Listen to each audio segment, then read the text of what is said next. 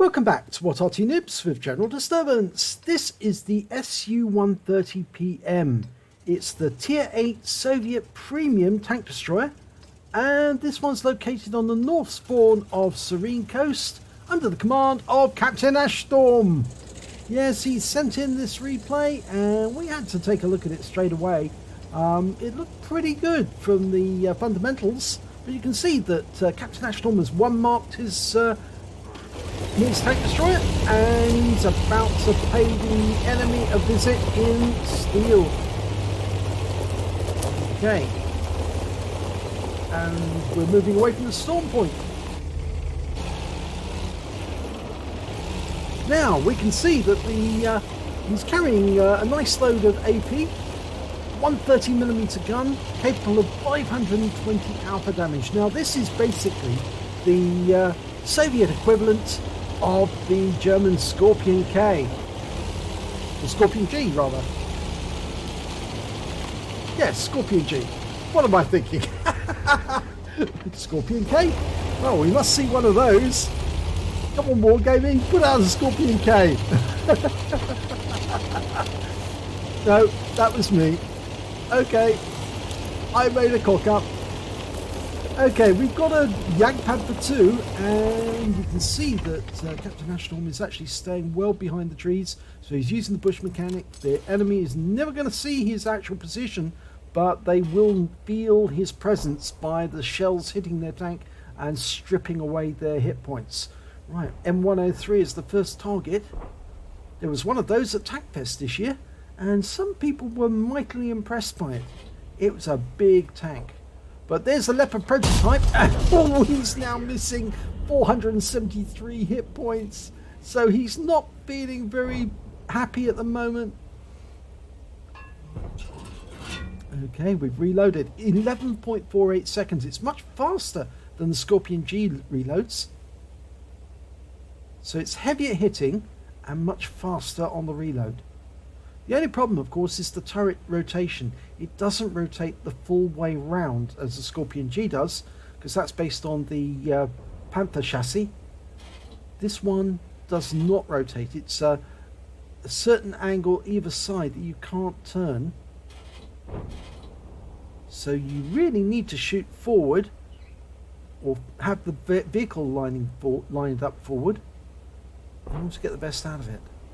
Well, those enemy are being very cagey about coming forward. I think they know full well this tank destroyer's up here. Oh, he's circling his reticule to see if he can find a target, and there he's found the Leopard. Just for a brief moment, it was in view, but now he's got the Black Prince, and he doesn't connect. Now, was it that the Black Prince was actually hull down at that moment? It might have been. He's still got no shot on that M103, but the Leopard prototype is there and he keeps popping into view. And this time around he does connect. So it's a high roll for 533.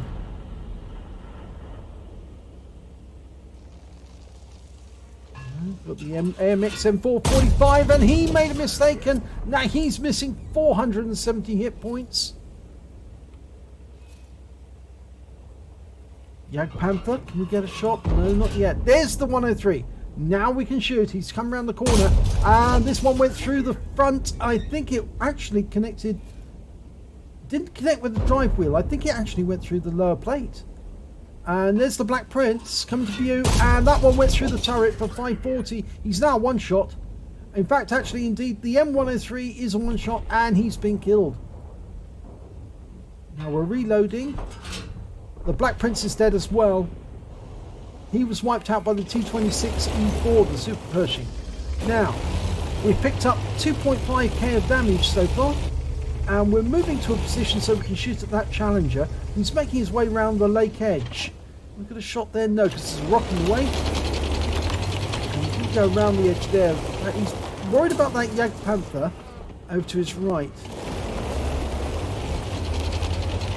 Can he get a shot on the Challenger? Yes, he can. And he takes him out, deletes him from the game. The strip moved down to have a go as well. But I think he's going to have to go around the corner now, because those that T-29 and Oni are getting dangerously close to the cap area. And avoids the shell from the M40. The strip's going to go around the corner first. And I think the M40 realises that his target's now the IS or the AMX 1390. We're not going to cut through there. I think we're going to go up where the strip is. Or are we? No? Captain Aslains decided he's going to cut through. If the strip goes one side, he can go the other. And there's the T29. So the strip made the right choice. He's got the first bang against that T29. We're going to have to go after the Oni if he cuts straight across. So, going up. Trouble with any tank destroyer is they usually don't have great frontal or great armour elsewhere, and you just don't want to get hit if you can help it. They've got a big gun but very weak armour. Well, there's Oni through that gap, and the Tiger won, and he's got them by the rear. They're looking the other way, and he deletes the Tiger. The Oni knows he's here now, but with the fast reload really helps here. If he can go for the boobies, or oh, he's going for the turret. Or, you know, he's going for that weak spot on the top near the turret where that corner is. There's a strip where there's no spaced armour. In fact, it's fairly weak, but you can go for the boobies. Instead, he decides to put it into the turret. But he did take a round for 656 from the Oni, so he's badly damaged in the engine. He's had to use his repair kit. He's still got 444 hit points, and there's still 4 enemy out there. Can we get a shot into that AMX 1390? No, he's moving too fast, and he's just taken out our Super Pershing. So we're going to have to move, and we don't want to go around the front of that rock, because if we do, we might be seen by the 1390 and perforated. But the 1390 has actually been killed and wiped out by our RT, who was on the ball, and he's moved over to that position where we started from, which means there's only 3 enemy left. It's 3 versus 3. The enemy's got their RT, the 155-51. They've got an SU-130PM, the same as Captain Ashstorm, and an IS. And our Striv is moving towards the enemy cap. Captain Ashstorm's going on the other side of the peninsula.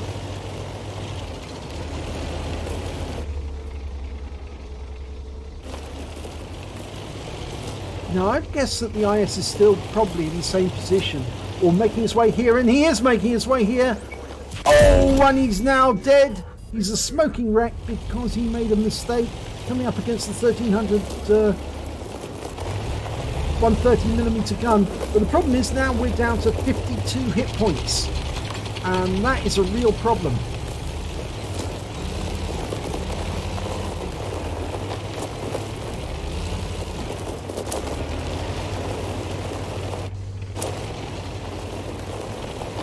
Now, we've carried really hard in this game so far, 4.5k of damage. And we've got the Striv for company. Oh, don't ram us, please. Oh, we lost 11 hit points thanks to the Striv.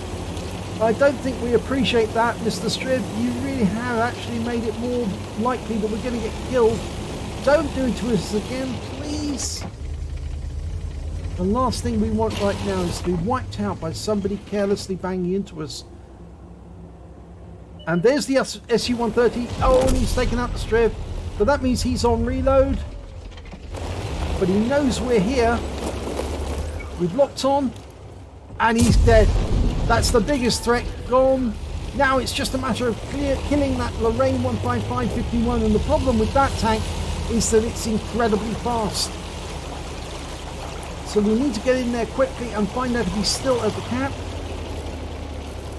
He might have gone to our cap, or he might have gone hunting for the enemy, for our RT.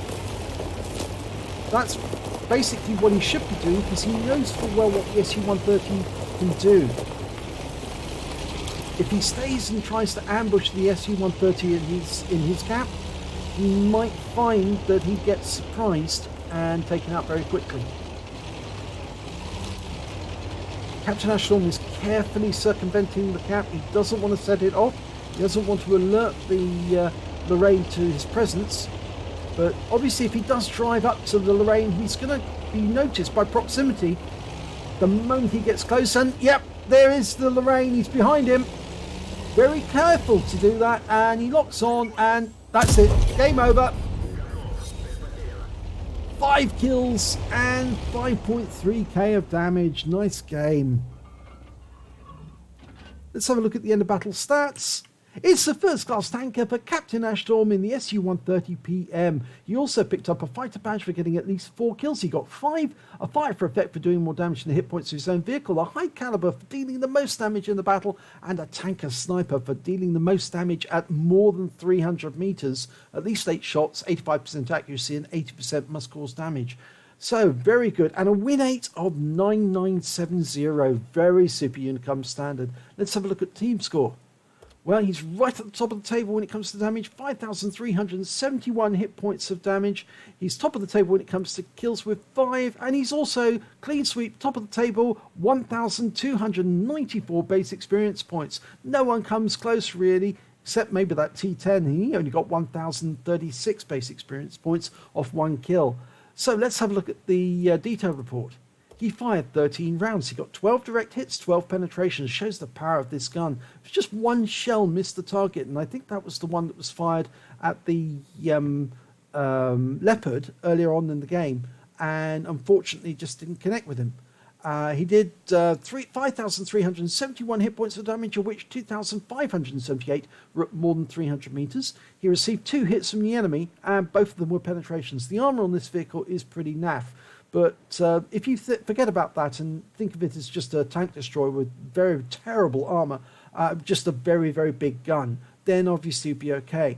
He spotted 1 enemy vehicle, damaged 10 of the enemy, that's 2/3 of the enemy team, and killed 5 of the enemy, 1/3 of the enemy team.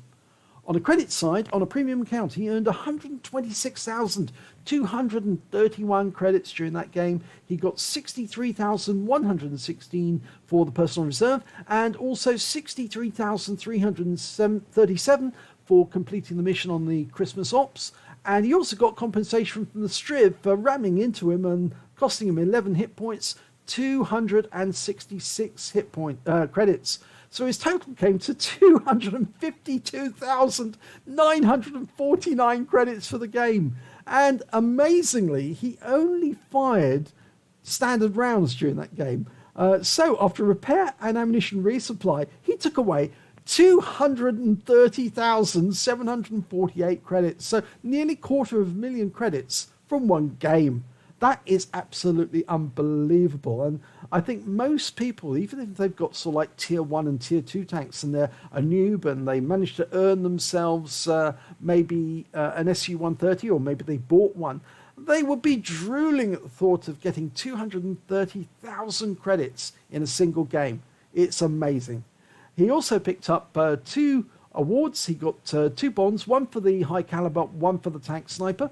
And he also earned 1,941 XP, 776 for completing the Christmas Ops, 194 because this is a premium vehicle. So he took away 2,911 experience points altogether. He certainly did carry hard in this game. He earned those results. But unfortunately, because the SU-130PM is such a heavily played tank destroyer, I'm afraid with those results, he only earned a first class. Now, I'm sure you have to work really hard to get an ace in this vehicle because so many people are playing it. But I'm sure that Captain Ashtorm will provide us with an ace game replay sometime in the future because he's that sort of guy. He's an expert. He always pushes to get perfection. And on this occasion, he came damn close. So if you enjoyed this replay, please give it a like and do subscribe to our channel. And hopefully it'll be your replay that I'll be featuring in the next video.